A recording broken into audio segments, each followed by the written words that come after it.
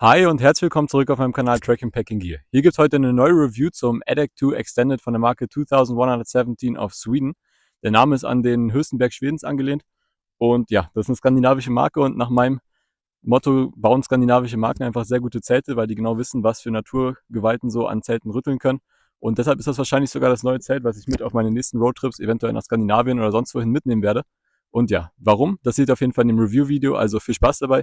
Liken und abonnieren nicht vergessen und ja, los geht's.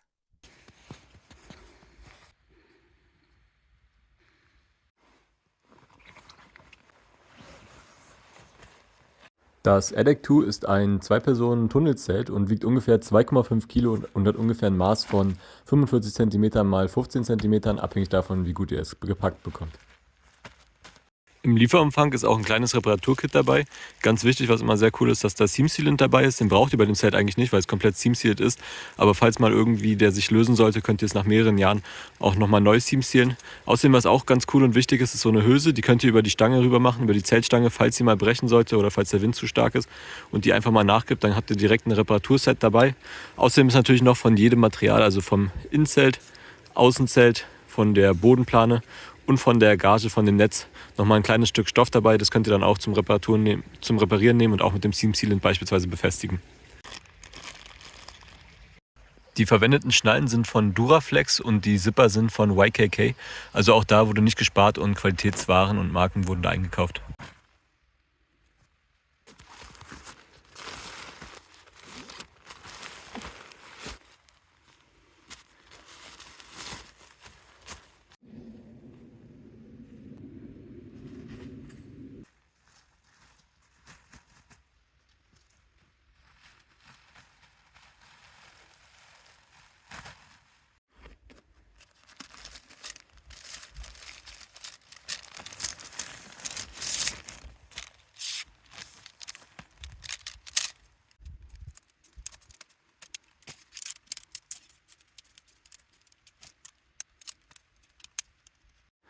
Die 3 Zeltstangen sind unterschiedlich lang. Es gibt 2 Graustangen, die sind gleich lang und eine grüne Stange. Und am Zelt seht ihr hier bei den Einfädelösen sind die farblich kodiert. Das heißt, hier habt ihr ein graues Zeichen für die graue Stange und hier ein grünes Zeichen für die grüne Stange. Da müsst ihr dann unbedingt die grüne nehmen. Und hier auf der anderen Seite ist dann wieder ein graues Zeichen für die graue Stange. Beim Einfädeln ist es wichtig, dass ihr darauf achtet, hier die stumpfe Seite zuerst zu nehmen und die dann hier in die Hülse einfädelt. Und das geht bei dem Zelt ziemlich gut. Das heißt, ihr könnt hier eigentlich ganz entspannt von einer Seite bis nach hinten die Stange einfädeln. Wichtig ist aber dabei auch, dass ihr darauf achtet, dass hier die stumpfe Seite komplett in dieser Hülse verschwindet, also bis zum Boden, weil ihr sonst Probleme beim Spannen bekommt und wenn die Hülse hier so ein bisschen rausguckt, dann reißt hier der Stoff. Das heißt, da solltet ihr auf jeden Fall nochmal sicher gehen. Funktioniert aber sehr gut bei dem Zelt, könnt ihr eigentlich von einer Seite aus machen.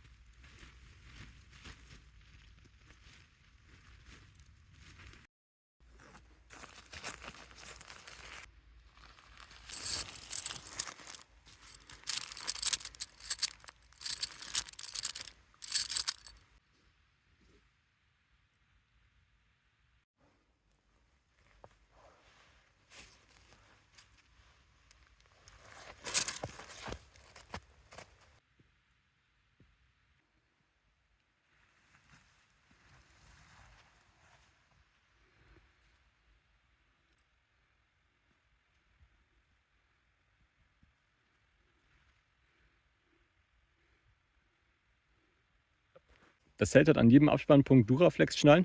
Damit könnt ihr dann nochmal nachträglich die Spannung ändern, ein bisschen lockerer machen. Und ja, das ist auf jeden Fall sehr, sehr praktisch und die sind wirklich sehr hochwertig. Also man sieht, da bewegt sich gar nichts. Man kann die wirklich sehr stramm spannen.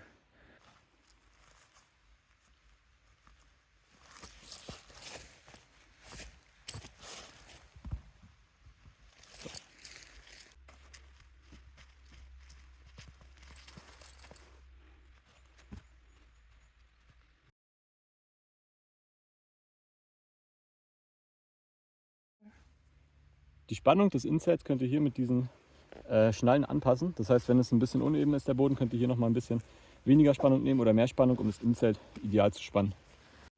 Um das Zelt herum habt ihr überall Spannseile, die ihr dann bei stärkerem Wind oder, ja, ich empfehle es eigentlich fast immer, auch zusätzlich noch abspannen könnt. Die geben dem Zelt noch mehr Spannung und ja, verhindern bei Wind auf jeden Fall, dass es rumschlackert. Und die sind hier sehr gut gelöst. Man hat hier einen zentralen Punkt, also ein Abspannseil, der dann hier die beiden Spannpunkte zusammenführt. Wie man sieht, kann ich da das Zelt nochmal ordentlich nachspannen.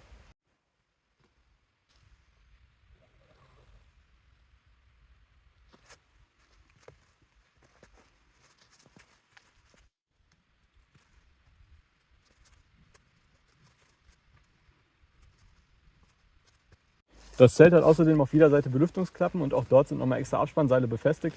Die ziehen das Zelt nochmal nach hinten, sorgen aber auch dafür, dass die Belüftungsklappe offen bleibt. Obwohl ihr auch hier nochmal zusätzlich so ein kleines Ding habt, was die Belüftungsklappe auf beiden Seiten offen hält.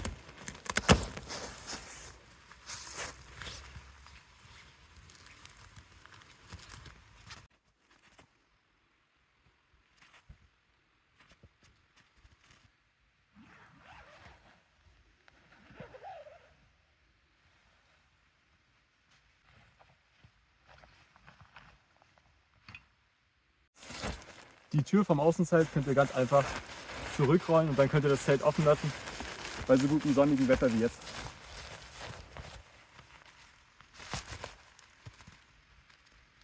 Die Innentür des Zeltes ist zweigeteilt, das heißt, ihr habt hier außen einmal ein Moskitonetz, was ihr im Sommer wunderbar benutzen könnt für die Belüftung.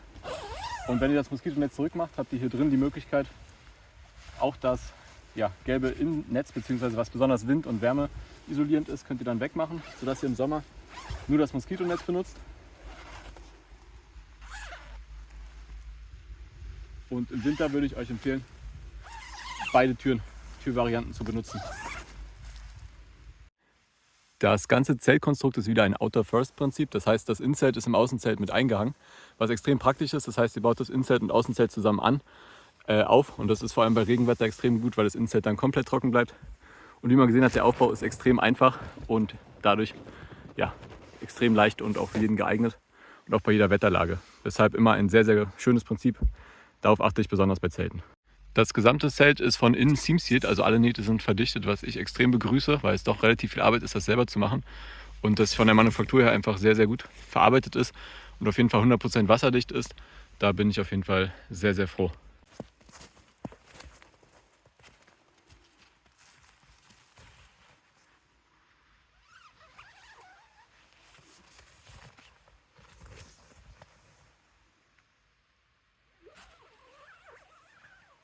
Man sieht, das ist ein echtes 2-Personen-Zelt. Das bietet locker Platz für 2 Personen. Also auch mit einer großen Isomatte, die ist hier 64 cm breit, passen da locker 2 Personen plus am Fußende und am Kopfende noch Gier und Rucksäcke rein.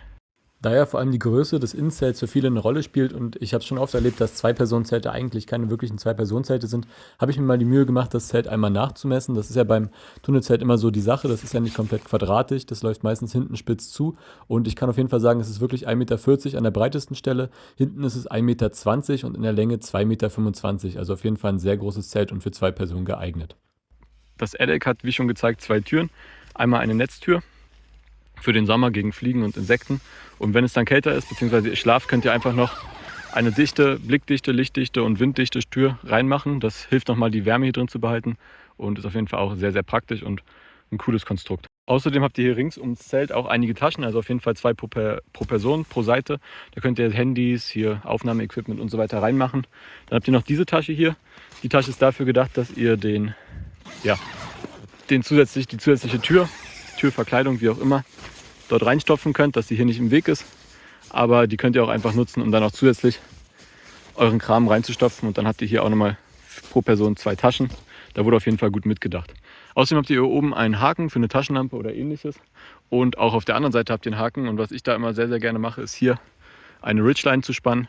Da kann man dann Sachen trocknen und so weiter. Das ist extrem vorteilhaft, vor allem wenn es mal geregnet hat, weil ihr genau dort oben, dort und dort vorne die Belüftungsöffnungen habt. Und ja, das ist dann ganz gut, weil da die Luft dann zirkuliert und hier oben die Sachen, die ihr dann dort aufhängt, trocknen kann. Auch der Boden hier ist komplett seam-sealed, alle Ecken und auch die Verbindungen sind seam-sealed. Und ich merke es auch gerade, also ich liege ja hier quasi auf Schnee, wie man sieht von außen.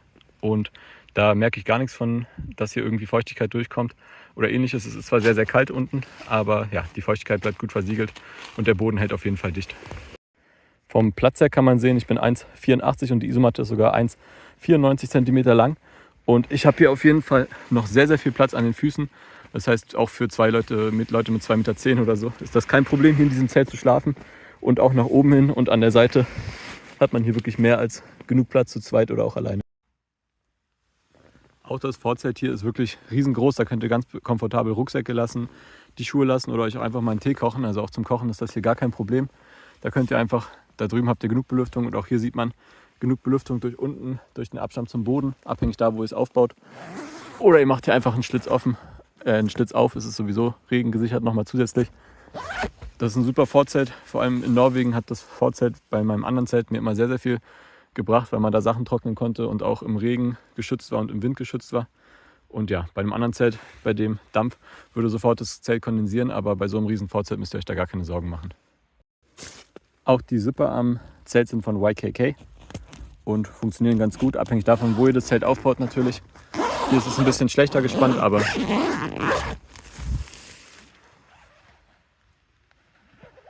kommen wir aber nun einmal zu meinem Fazit zum Zelt und warum ich es wahrscheinlich mit auf meine nächsten Roadtrips nehmen werde, vor allem wenn das Wetter mal nicht so gut ist.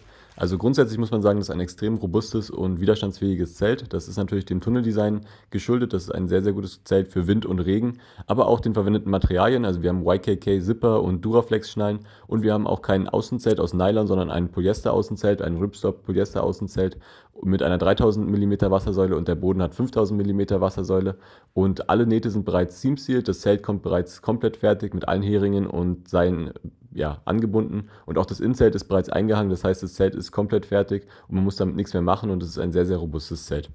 Das Ganze sieht man dann natürlich ein bisschen im Gewicht, also ein vergleichbares Zelt aus Sil-Nylon in der Größe wiegt ungefähr 400, 500 Gramm weniger. Dafür ist das natürlich bei Regen, lässt es ein bisschen nach, ist wesentlich leichter, wesentlich dünner und ja, das Sil-Nylon-Zelt hat damit auf jeden Fall auch seine Anwendungen, aber für Norwegen und Skandinavien habe ich auch die letzten Jahre immer ein Polyesterzelt dabei gehabt, weil einfach sehr, sehr viel Regen, sehr, sehr starker Wind dort sind und da sollte das Material nicht nachgeben und man sollte sich 100% sicher mit dem Zelt fühlen und das habe ich auf jeden Fall bei dem Zelt das Gefühl. Wie gesagt, das ist eine schwedische Marke, die hat schon diese extremen Temperaturen und extremen Wetterbedingungen, die kennen sich damit aus und das traue ich dem Zelt auf jeden Fall zu. Es hat sehr, sehr gute Belüftungsmöglichkeiten und ist rundum sehr, sehr solide designt und ein sehr, sehr gutes Zelt. Das war es an der Stelle von meiner Seite. Ich hoffe, ihr habt alle Informationen bekommen, die ihr braucht. Wenn nicht, schreibt ihr einfach in die Kommentare. Das Zelt ist verlinkt und ja, wenn euch das Video gefallen hat, lasst auf jeden Fall ein Abo und ein Like da und ich würde sagen, wir sehen uns beim nächsten Video. Also, macht's gut und bis dann.